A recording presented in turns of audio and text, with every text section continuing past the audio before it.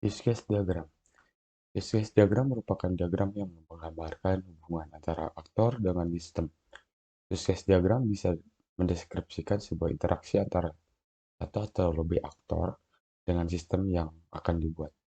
Use case diagram juga bisa digunakan untuk mengetahui fungsi apa saja yang ada di dalam sebuah sistem dan bisa juga mempresentasikan sebuah interaksi aktor dengan sistem.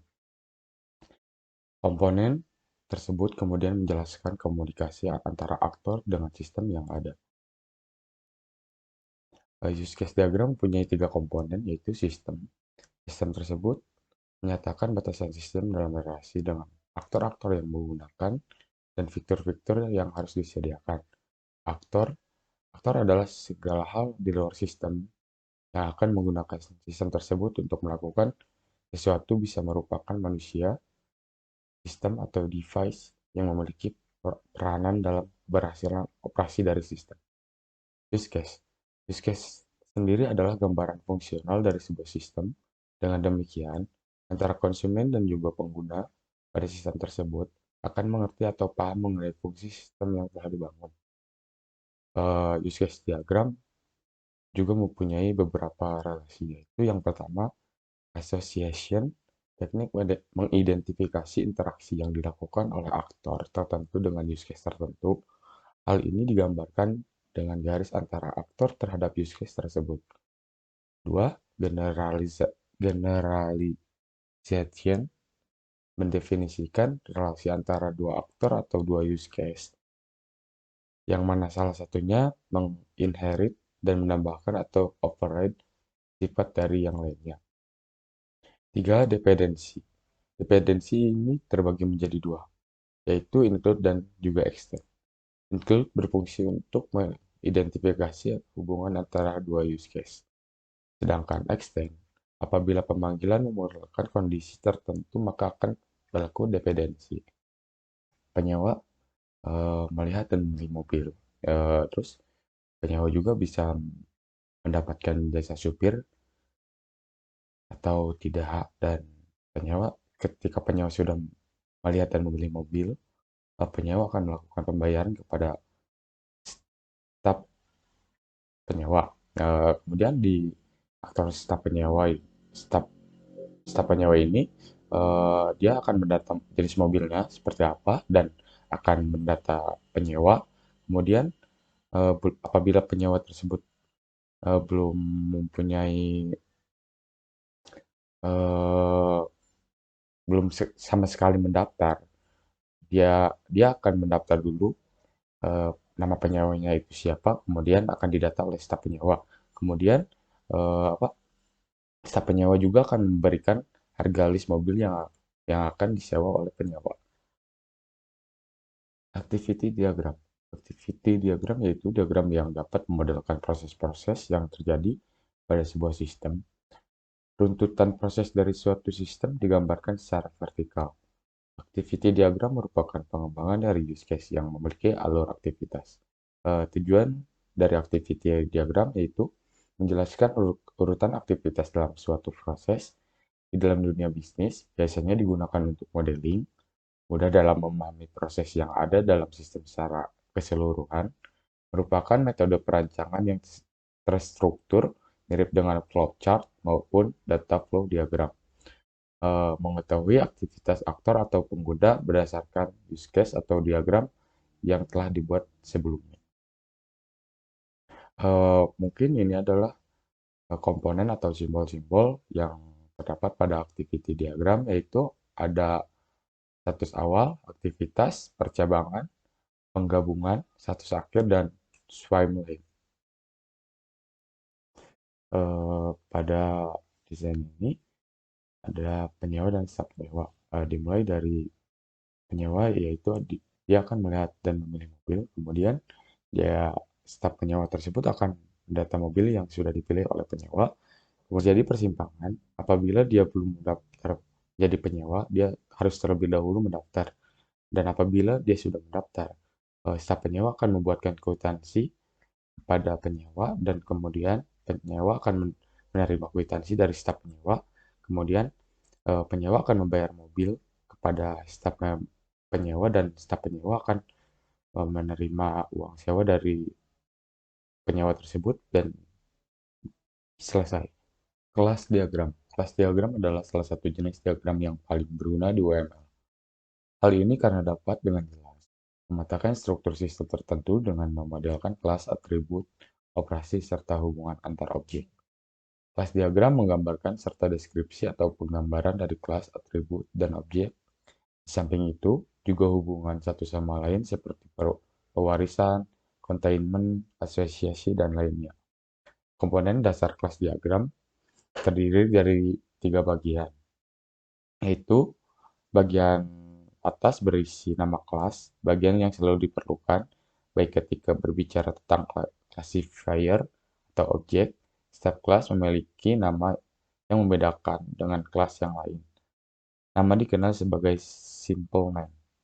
Bagian tengah berisi atribut kelas. Bagian ini digunakan untuk menjelaskan kualitas kelas. Ini hanya diperlukan saat menggambarkan contoh kelas tertentu.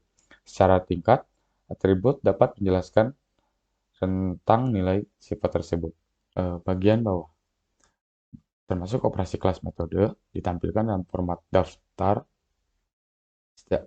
Setiap operasi mengambil jalurnya sendiri. Operasi menggambarkan bagaimana suatu kelas berinteraksi dengan data. Komponen kelas diagram ada 7, ya. Yang pertama adalah generalisasi, dari asosiasi, kelas, collaboration, realization, dependency, dan association. Uh, Generalization yaitu hubungan di mana objek, anak atau anak berbagi perilaku dengan struktur data dari objek yang ada di atas objek itu. Nari association, upaya untuk menghindari asosiasi dengan lebih dari 2 objek. Kelas, himpunan dari objek-objek yang berbagi atribut serta operasi yang sama. Collaboration, deskripsi dari urutan aksi-aksi yang ditampilkan sistem yang menghasilkan suatu hasil yang terukur bagi suatu aktor. Realisasi, operasi yang benar-benar dilakukan oleh suatu objek. Dependensi, hubungan di mana perubahan yang terjadi pada suatu elemen mandiri akan mempengaruhi elemen yang tergantung pada elemen yang tidak mandiri. Asosiasi, apa yang menghubungkan antara objek satu dengan objek yang lain. Ini adalah konsep dari kelas diagram. Yang pertama ada sewa. Nah, sewa ini merupakan nama kelasnya.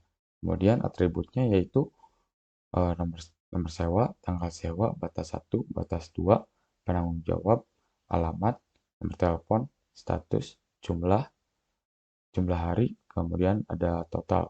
Nah, kemudian model operasinya yaitu simpan transaksi.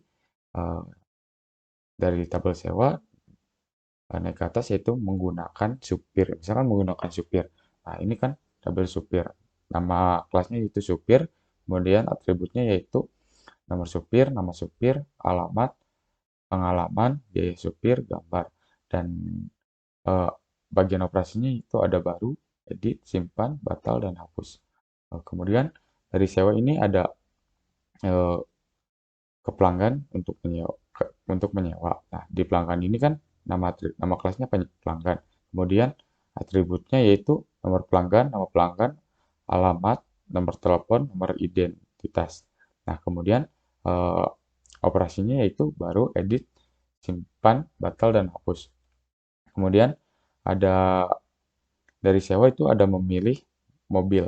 Nah, nama kelasnya itu mobil misalkan.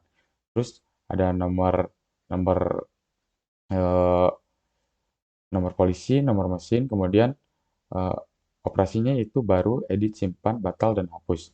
Kemudian dari sewa turun ke bawah mengembalikan kembali itu nama kelasnya, kemudian atribut itu terdiri dari nomor kembali, tanggal kembali, terlambat, denda, dan total. Kemudian operasi yang dilakukannya itu cek sewa, simpan transaksi. Dari pelanggan ke bawah yaitu ada operator.